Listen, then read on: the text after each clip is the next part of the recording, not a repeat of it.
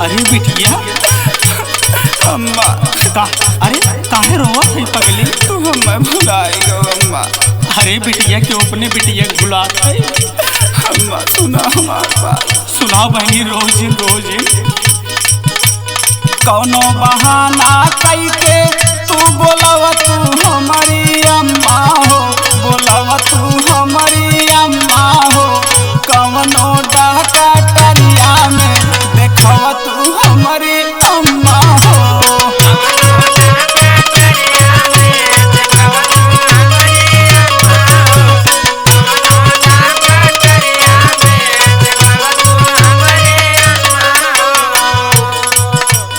कौनो बहाना कई के तू बोलाव तू हमारी अम्मा हो, बोलाव तू हमारी अम्मा हो। कौनो डाका टरिया में देखव तू हमारी अम्मा हो।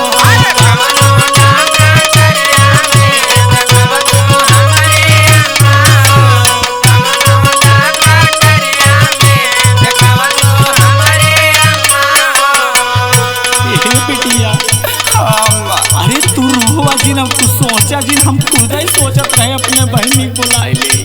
अम्मा हाँ बिटिया हमार बात सुना। सुनाओ बिटिया सुनावा। पियऊ से तनिका हमारे बतियाव तू हमारी अम्मा हो, बतियाव तू हमारी अम्मा हो।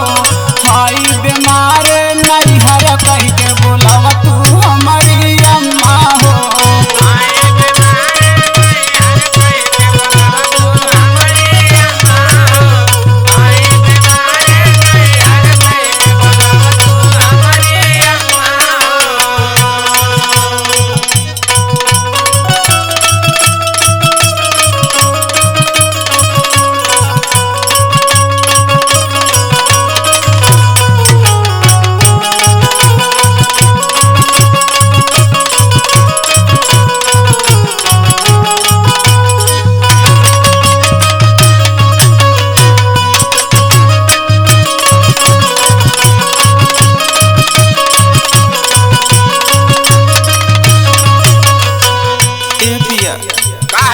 ला हमरे मस्त फोन बतियाला।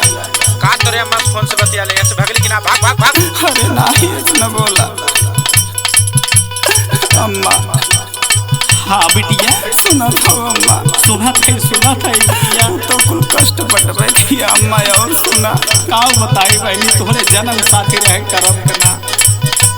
सास नदिया करे रोज काला हमारी अम्मा हो, अरे काला हमारी अम्मा हो।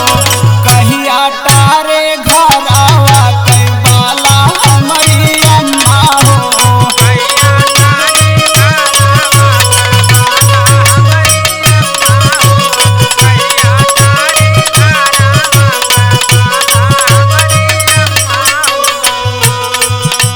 ए बिटिया हाँ अम्मा। अरे तोहरे भैया तो का हम दवाई भेजाए रहे।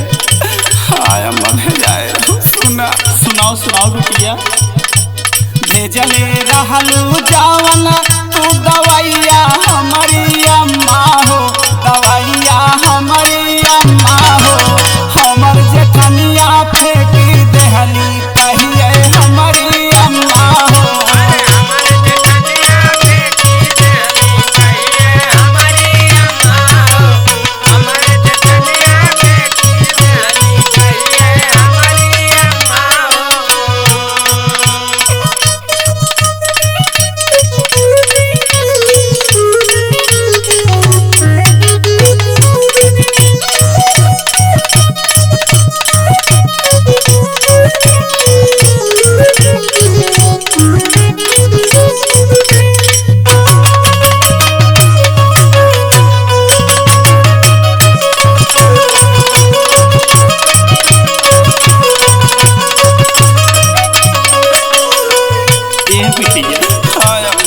जब दवाई भेजे ना खाए पाऊ दमाद जी से मिला है। बिटिया बुढ़ाई गए हमार कवन जोर चले बतावा।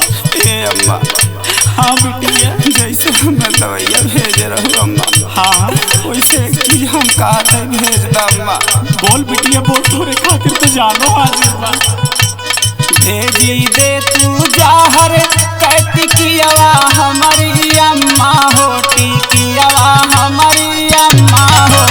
बड़े दुख में बाटे तोहर बिटियावा हमारी अम्मा हो।